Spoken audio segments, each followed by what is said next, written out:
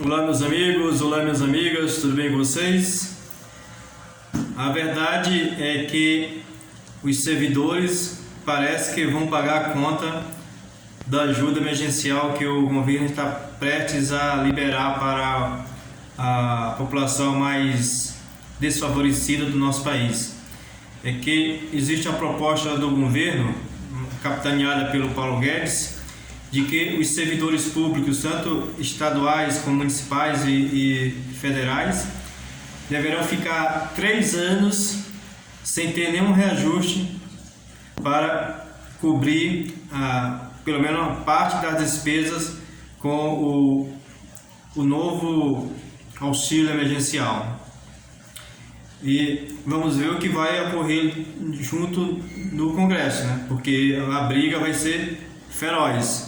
Mas essa é a proposta principal do governo, como eu falei agora, principalmente capitaneada pelo Paulo Guedes, de tirar dos servidores para dar para os mais necessitados. Vamos ver o que vai ocorrer, né? E o que você acha dessa proposta? Será que ela pode ser considerada uma boa proposta? Ou poderia existir alguma alternativa mais, digamos, mais viável, mais interessante e mais justa para se proporcionar não digo uma renda, mas pelo menos algo que as pessoas mais necessitadas, que estão agora mesmo, estão até passando necessidades, né, de ser um trocadilho, mas passando fome mesmo por conta da falta de recurso e de renda, né, para se manter. Então o governo é obrigado a fazer esse ajuste, né, de uma forma que seja possível atender a essas pessoas, né?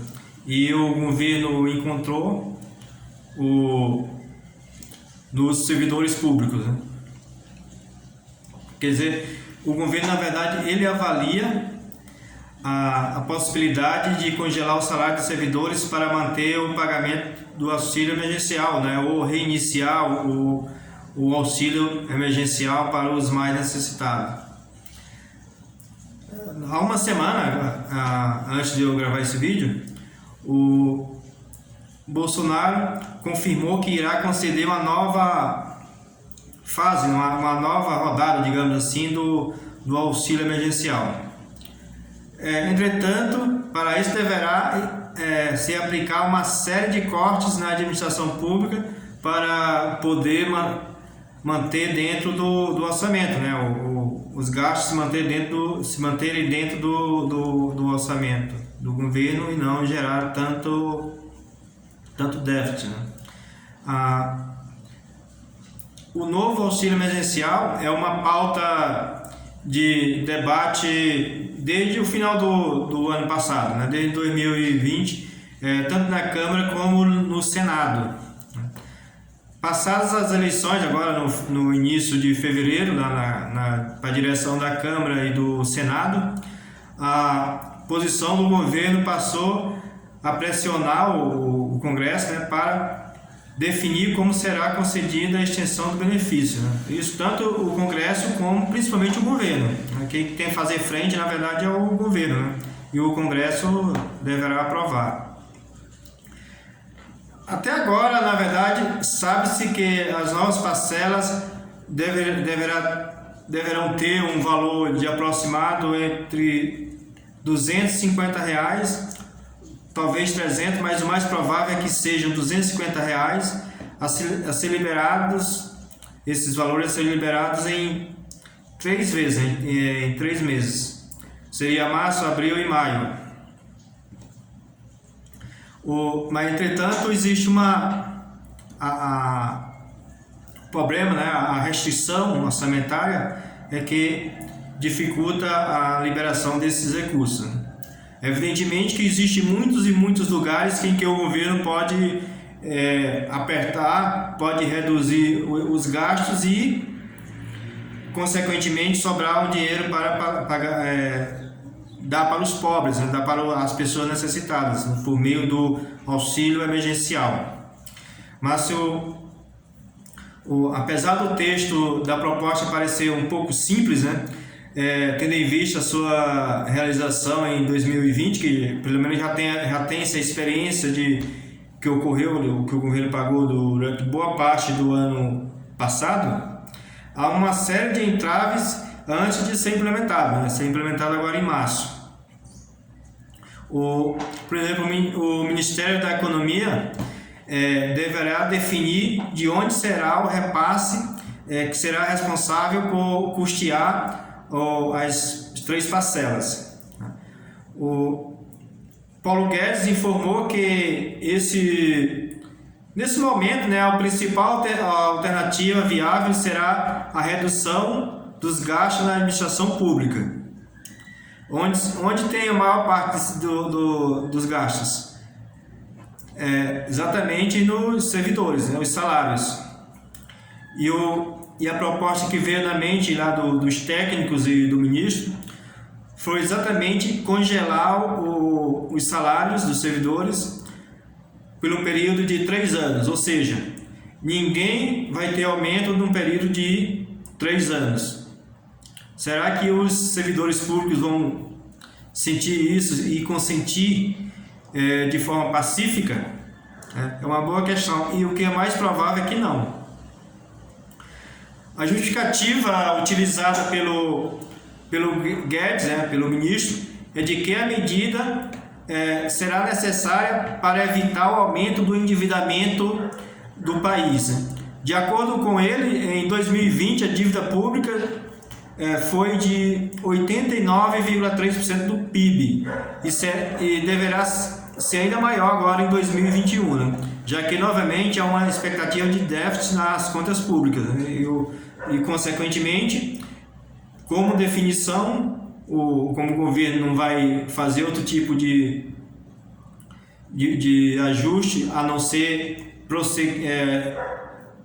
transformar esse déficit em dívida. Então, consequentemente, já existe a dívida, e se é somado mais dívida, ele vai aumentar, lógico.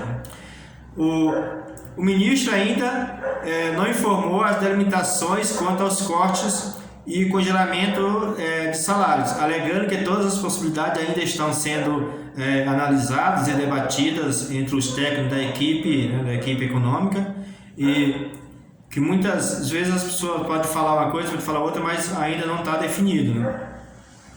A previsão é que até o final do mês de fevereiro, para que já em março já esteja tudo bem definido, né, e os benefícios já concedidos para as pessoas necessitadas, esse modelo já esteja bem definido, né, e estruturado. Mas se por um lado é preciso atender de forma urgente essas pessoas que estão necessitadas, por outro lado, é muito importante que o déficit não se estoure muito grande, não tenha muito, um déficit público muito alto, porque levará à explosão da dívida. Eu lembro quando eu fiz a minha dissertação de mestrado, eu fiz exatamente isso. Passei 2 anos e meio fazendo a pesquisa sobre a relação dos fatores que influenciam a dívida pública do Brasil, né? No período, né, de 1994 até 2006, 2007, para ver quais eram os fatores que levavam a dívida pública, né? E um dos fatores principais era exatamente os juros, né? Mesmo porque naquele período o governo estava incorrendo em superávit primário, ao contrário de agora, né? Agora o governo está incorrendo em déficit primário altíssimo, né? Eu lembro que ele estava girando em torno o superávit primário estava em torno de 2 a 3 a 4% do PIB. E agora o governo está mais ou menos em torno de 5 a 6% do PIB de déficit, né? Aí consegue-se observar que nesse período que eu falei, até mais para cá, 2010, 2012, a dívida pública estava diminuindo, ao contrário que agora está explodindo, um aumento estrondoso, né? Claro, pode-se considerar agora 2020 como o problema da Covid, né, que levou a um aumento vertiginoso, mas já havia aumentando anteriormente, né?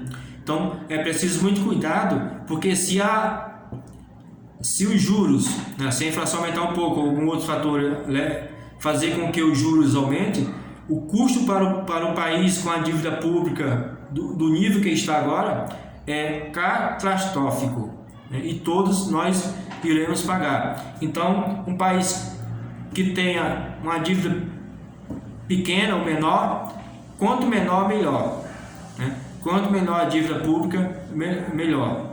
E com a dívida alta, se o Brasil, o país, né, o Brasil no caso, ficará refém, né? E se ocorrer qualquer problema na economia, o país todo vai ter problemas seríssimos. Então é preciso realmente muito cuidado. Muitas vezes a pessoa quer olhar para um lado ideológico, mas é muito importante que se olhe na vertente econômica e veja com a perspectiva do futuro. No futuro, na verdade, no futuro nem tão longo, daqui 2, 3, 4 anos no máximo. Então é muito importante observar isso. Então, meus amigos e minhas amigas, deixe o seu comentário, diga o que você acha.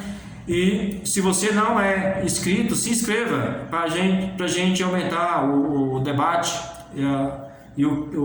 essas questões tão relevantes para o nosso país. Um abraço e até mais.